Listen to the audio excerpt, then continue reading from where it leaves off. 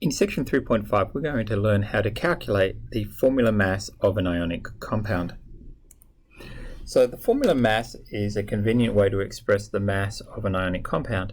To calculate the formula mass, you simply add together the atomic masses of the atoms in its formula. So for example, if I wanted to calculate the mass of sodium chloride, I would recognize that because there is one sodium in its formula and one chloride in its formula, that I'm simply going to add together the mass of one sodium atom and one chlorine atom to give my total mass.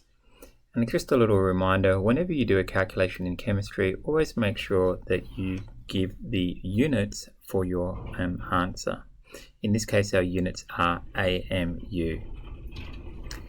So here's an example that's a little bit more complicated. We're asked to calculate the mass of the ionic compound calcium fluoride, and we're not actually given the formula of the compound.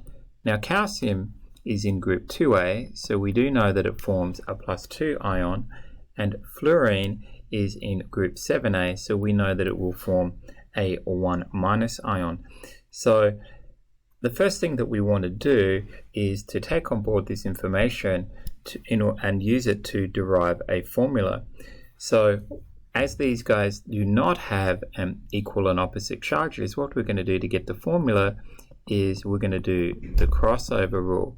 And so this tells us that in one calcium fluoride there are 2 fluorines and 1 calcium.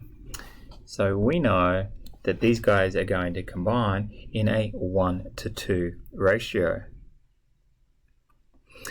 Now it's a pretty simple matter to get the mass. We have to take the mass of 1 calcium and add it to the mass of 2 fluorines, and there's our total mass. And again, we make sure to give our units. An added complication is when we have a polyatomic ion, we need to make sure that we add up all of the ions, all of the atoms present correctly. We're going to follow a similar procedure. Calcium, because it's in group 2A, forms a 2+ ion. The nitrate anion, we're going to have to look up its charge in a table of polyatomic ions, and we quickly realize that it is -1. So now we have the charges of our ions, we can combine them together to get the formula for our ionic compound. So calcium is 2+, nitrate is -1. They don't have equal and opposite charges, so we're going to do crossover, which tells us we need 2 nitrates for every 1 calcium. So our formula of calcium nitrate is going to reflect that and have calcium and nitrate in a 1:2 ratio. Recall that when we write the formula of a compound where we have more than one of a polyatomic ion, we have to put that ion in parentheses and the multiplier outside of the parentheses. So now we have our correct formula, we can start adding together all of the masses of our atoms. So we want to be mindful that everything in parentheses gets multiplied by the 2, so that means I have 2 nitrogens and 2 times 3, 6 oxygens. So in my formula I have 1 calcium, 2 nitrogen atoms, and 6 oxygens. And when I add all of those guys together, I get 164.10 AMU. And again, not forgetting the units. Okay, it's slightly more complicated when we have a polyatomic ion. So here are some examples from the book. These are nice because they've given you the formula in every case. You don't have to figure out what the formula is.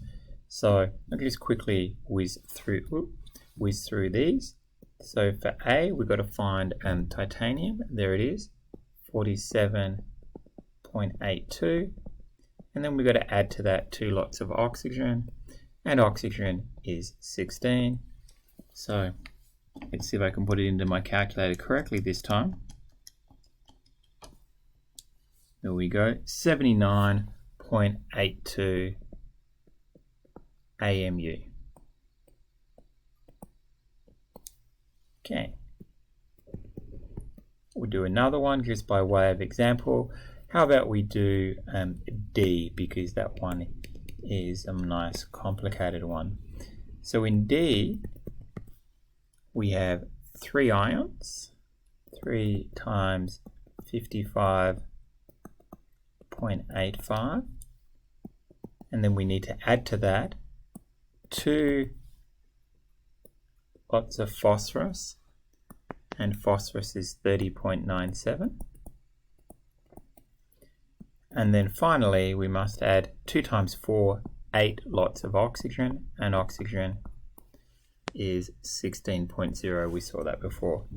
So add all of that together and see what we get. 3 times 55.85 plus 2 times 30.97 plus 8 times 16. And quite a large number, 357.49.